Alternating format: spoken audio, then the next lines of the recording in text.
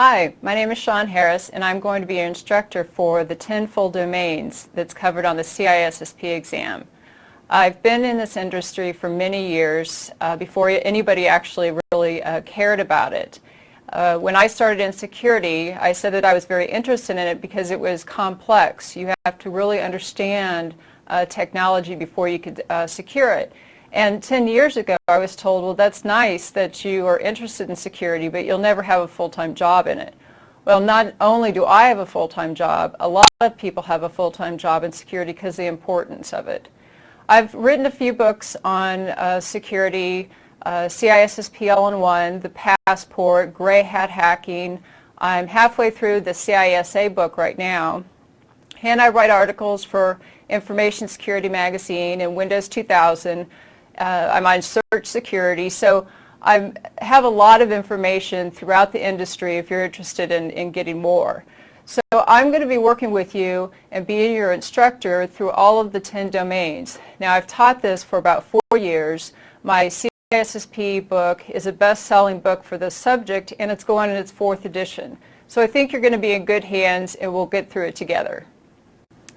We're going to go over the common body of knowledge, which makes up the CISSP exam. And this is 10 full domains that we have listed. It's access control, information security, physical security, business continuity management. And this is really foundational information for you as a practitioner, either at a company, as a security consultant, as a business person who is responsible for any type of security within your environment.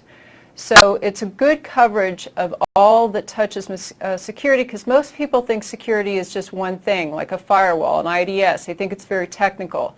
But this exam is good because it covers all the components of security, and if you really get to know this information and not just study it to pass the exam, if you really know this information, it'll be useful to you out in the industry.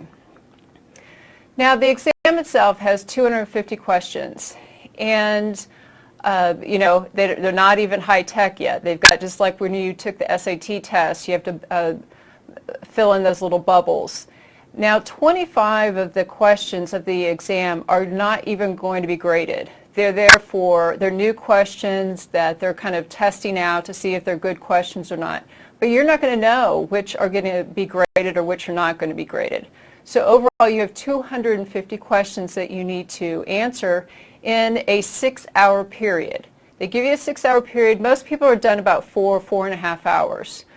There's nothing that you could take in for the exam except if English is not your first language, you could take in a dictionary that goes from one language to English. And they're actually getting more strict about being able to take in cell phones or those types of things, so nobody's going to cheat.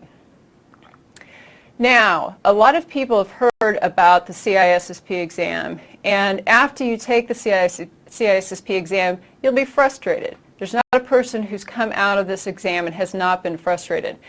And that's because there's 2 reasons that this exam is difficult. One is because it covers so much information. A lot of people may have a specialty in network security, or maybe they have a specialty in business continuity, but hardly anybody really knows all 10 domains: application security, operation security. So that's one reason that the exam is difficult, because of all the information it covers. Now, to be truthful, the other reason that it's difficult is the way the questions are written. They're not straightforward, they're a little tricky, and we're going to go through some questions to give you an example of what you can run into. But this is a very difficult exam. The questions are cognitive, which means that you can't just memorize a term and be able to answer a question. You actually not only have to understand the term and the concept, you have to apply it to something in the real world. So this is more of a cognitive test, which is why you need to know the information to a certain depth instead of just skating over it and trying to study a month before you take it. Now, we will be going over all of these domains to quite a degree that most people don't get into. There's a lot of core courses out there and a lot of products that don't get to the necessary level that you need not only to pass the exam, but even understand the elements so you can use it out in the real world. So we will be going through these, and I'll be teaching you, giving analogies, giving you real world scenarios, because that's important.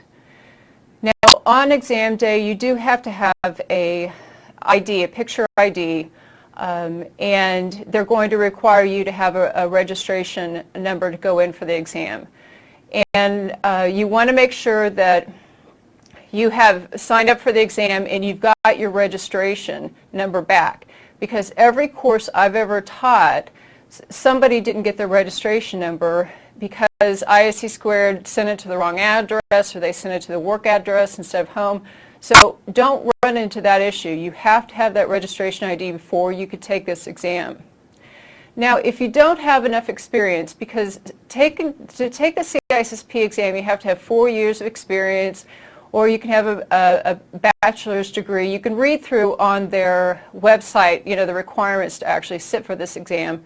But if you don't have that much experience in information security, they have something that's called the associates, which means you could sit for the exam and then you can get the experience, and somebody has to sign off that you've actually got the experience. So people who are coming out of college that don't have the experience in the industry are taking and getting an associate's degree. So don't think that you don't have enough experience to be able to do this. There's a couple ways that you can approach it. Now, it's important if you're going to, when studying for CISSP, this is it. This should take over your world for quite some time because of the amount of information, the complexity of some of the information. This should be your core topic and your core focus in life if you really want to pass this exam, because I know a lot of security professionals, very bright, very talented, very experienced, who have not passed it. So you need to take it seriously.